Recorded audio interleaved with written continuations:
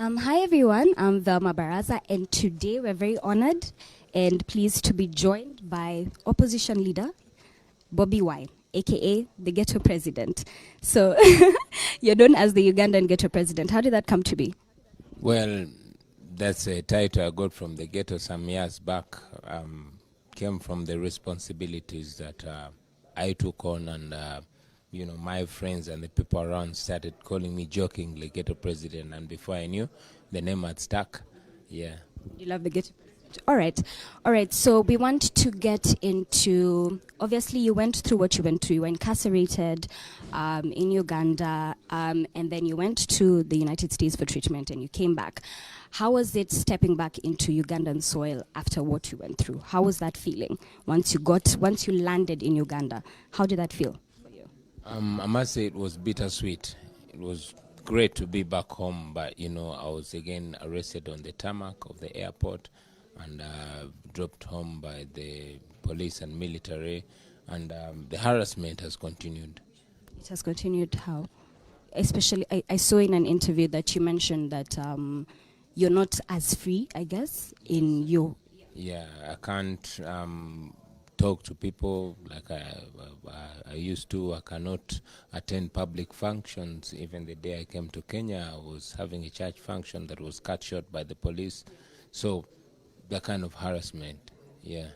And you being a young person in politics, do you feel how your journey starting into politics, do you feel like it was a little bit harder for you being a young person entering into politics and governance?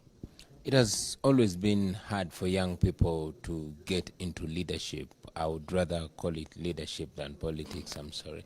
But, and that's the reason why we agitate and why we don't only explain but want to demonstrate to young people that it's important for them to take on the mantle, to rise to the occasion, especially in their prime years.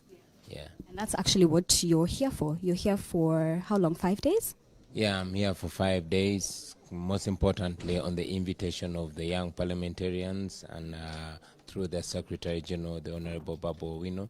And it was a great engagement today, catching up with fellow young leaders from the region and hopefully in the future from across the continent to think together and imagine together what kind of region and continent we want to live in. Yeah. All right. And just, you have a concert in Uganda that you're going to do on October 20th. How far are those preparations? Well, the preparations are in high gear, although we've not yet got clearance from the police. And the latest information I got from my team back home is that the police now referred us to the military, to the chieftains of military intelligence for the permission to hold the concert. Yeah. What would be the next step forward if they are to block that concert? Like if the police and the military are to block that concert, what would be the next step forward? Would you get another venue? Would you... What would be the next step? We'll cross that bridge when we get to it. Yeah. Okay, so no problem. So I think I need to wrap up real quick. So you came from music, right? Do you miss music sometimes? I miss my musical self. I don't miss music because music is always there. I'm still a musician. I was a musician before getting into politics, and music is still playing a big part. Especially in disseminating the information and reaching out to people. So music is part of me, and I believe it will be forever. Yeah. I'm sorry, we have to cut this short. I know you have many other engagements. Thank you so much for speaking to us today. Yes. To talk to you guys sometime. Wait, one more message. Oh, okay. One more message, maybe for like the youth who want to get into politics, and especially in like Kenya and Uganda. What would you tell them? Well, to the youth in Uganda, in East Africa, and indeed all of Africa, should remember that the greatest leaders throughout history have done their contribution in their prime years. So you cannot wait to be an old man to determine what kind of old age you're going to live. It is now for us to determine what kind of lives we're going to live, and indeed what kind of countries. and what kind of Africa our children and children's children are going to inherit, and all that is decided now. Yeah. Thank you for that. I think I'll just invite Honorable Babu Owino. All right. How are you doing today, sir? I'm easy. You okay?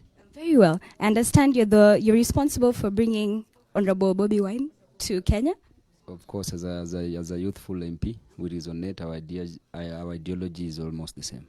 Yes. All right. One thing. All right. So we should expect a lot more with the two of you.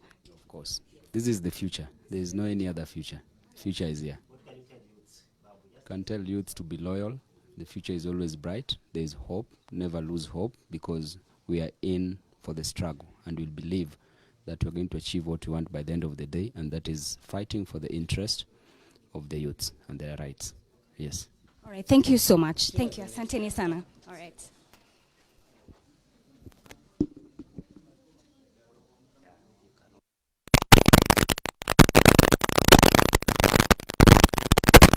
Right, guys, and there you have it. We were seated here with Bobi Wine and Honorable Babu Owino.